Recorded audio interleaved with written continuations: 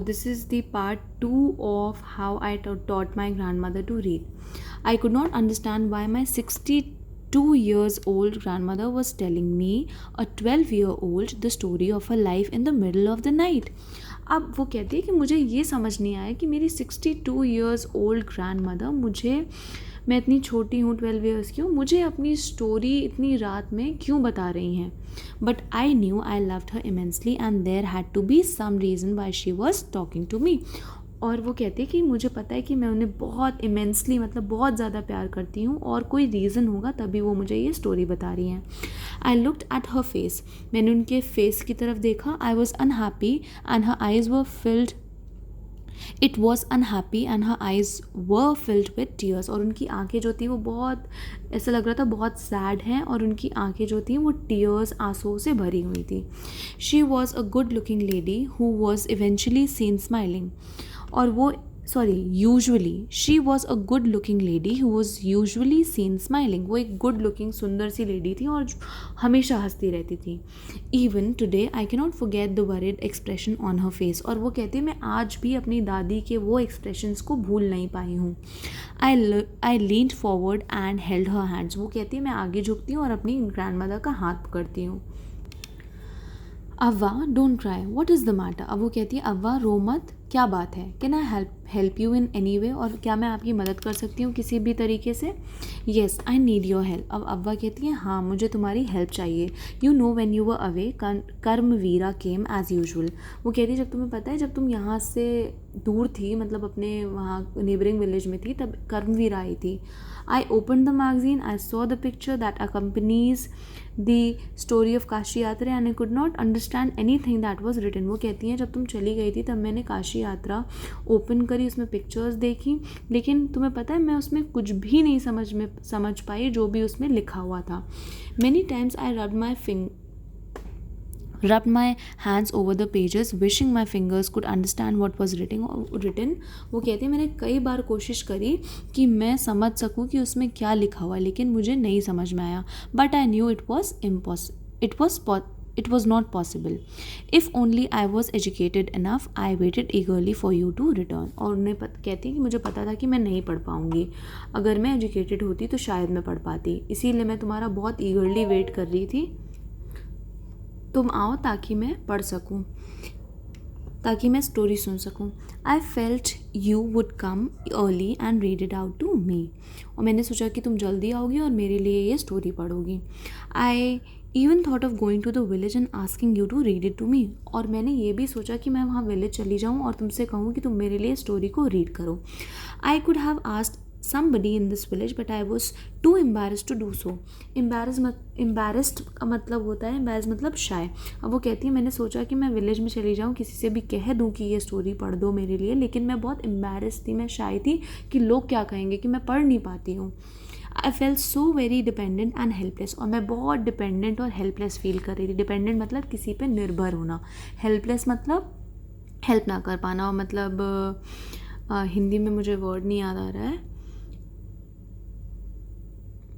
बताती हूँ मुझे जब याद आएगा. We are well off but what is money when I can not be independent. वो कहती है, अब उनकी ग्रैंडमदर कहती हैं कि हम लोग वेल ऑफ फैमिली से, मतलब हमारे पास बहुत रुपया पैसा इनफ है, लेकिन उस पैसे का क्या काम जब मैं पढ़ ही ना पाऊँ, मतलब जब मैं इंडिपेंडेंट ही ना हूँ. ठीक. I did not know what to answer. Avva continued. और वो कहती है कि मुझे कुछ नहीं समझ में आ रहा था कि मैं उनसे क्या बोलूं. और अव्वा अपनी बात कहती जा रही थी.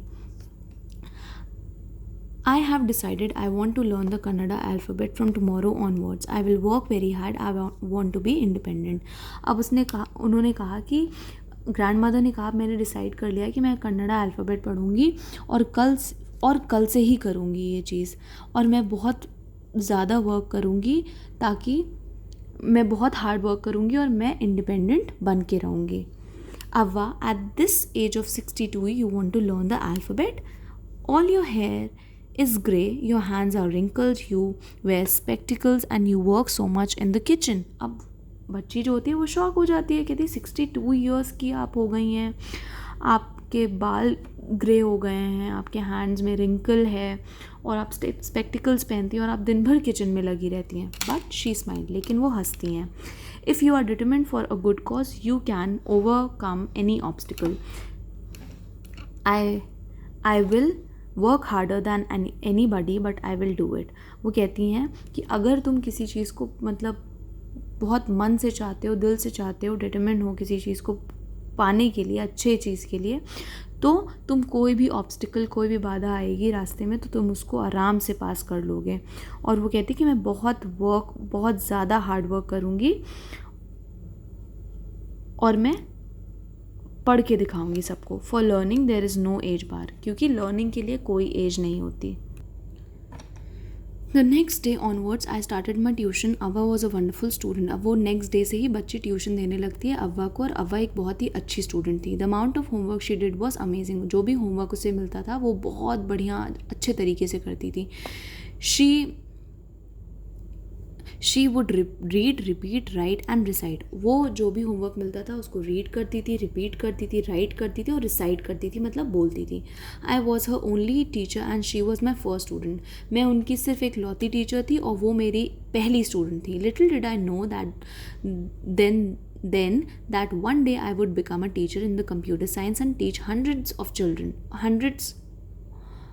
students. और वो कहती है उस टाइम पे मुझे ये नहीं पता था कि एक दिन मैं बहुत सारे hundreds of students को कंप्यूटर साइंस पढ़ाऊँगी और एक टीचर बन जाऊँगी. When the Dasara festival came, my grandmother called me to the Puja place and made me sit down on a stool. अब एक दशहरा फेस्टिवल आया जिसमें ग्रैंडमदर ने बच्ची को बुलाया और उसको एक स्टूल पे बैठाया. She gifted me a frock material. उन्होंने उसको एक फ्रॉक मटेरियल दिया, कपड़ा दिया. Then she did something unusual. फिर उन्होंने कुछ ऐसा किया जो ऑर्डनरी नहीं था. She bent down and touched my feet. I was surprise and taken aback. फिर वो झुकती हैं और उस बच्ची के पैर छूती हैं. अब वो जो बच्ची थी वो सरप्राइज थी कि ये क्या हो रहा है. Elders never touch the feet of youngsters, क्योंकि एल्डर्स कभी यंगस्टर्स मतलब यंग बच्चों के पैर नहीं छूते, हमेशा छोटे बच्चे पैर छूते हैं एल्डर्स के. We have always touch the feet of God, elders and teachers, क्योंकि हम लोगों ने हम बच्चों ने ही हमेशा गॉड, एल्डर्स और टीचर्स के पैर छुए हैं. We consider that as a mark of respect, क्योंकि हम इसे कंसिडर करते हैं as a mark of respect कि हम उन्हें इज्जत दे रहे हैं क्योंकि वो हमें शिक्षा दे रहे हैं. She said, I'm touching the feet of a teacher, not my granddaughter, a teacher who taught me so well with so much of affection that I can read any novel confidently in such a short period. अब वो कहती हैं मैं तुम्हारे पैर as a teacher छू रही हूँ, not as my granddaughter, क्योंकि तुमने मुझे इतने कम पीरियड में इतने प्यार से इतने अच्छे से पढ़ाया कि मैं आज कोई भी नॉवल आराम से कॉन्फिडेंटली पढ़ सकती हूँ. नाउ आई एम इंडिपेंडेंट, और अब मैं इंडिपेंडेंट हूँ. It is my duty to respect a teacher, और मेरी ड्यूटी है कि मैं टीचर को रिस्पेक्ट करूँ. It is not written in our scriptures that a teacher should be respected irrespective of gender और एज. और वो कहती है कि हमारे स्क्रिप्चर्स मतलब होली बुक में ये नहीं लिखा हुआ है कि हमें टीचर्स की जेंडर और एज को देख के उनकी रिस्पेक्ट करनी चाहिए. I did return namaskara to her by touching her feet and gave my gift to my first student. It was the novel Kashi Yatri by त्रिवेणी. फिर जो बच्ची होती है वो नमस्कार करती है उनसे और उनके पैर छूती है. फिर रिटर्न गिफ्ट में अपनी फर्स्ट स्टूडेंट को वो वही सेम नॉवल देती है, काशी यात्री, जो कि त्रिवेणी ने लिखी होती है. और यही नॉवल वो अपनी ग्रैंडमदर के लिए रोज़ रीड करती थी हर वेंसडे को जब वो आती थी. I knew then that my student had passed with flying colours. और वो समझ गई थी कि अब जो उनकी फर्स्ट स्टूडेंट थी उसने फ्लाइंग कलर्स के साथ मतलब बहुत अच्छे से पढ़ना लिखना वो सीख गई थी. So the story is written by Sudha Murty. Thank you class. ये स्टोरी यहीं पे ख़त्म है. पार्ट 1 पार्ट 2 आपको दोनों वीडियोस देखने हैं, तभी आपको ये चैप्टर समझ में आएगा.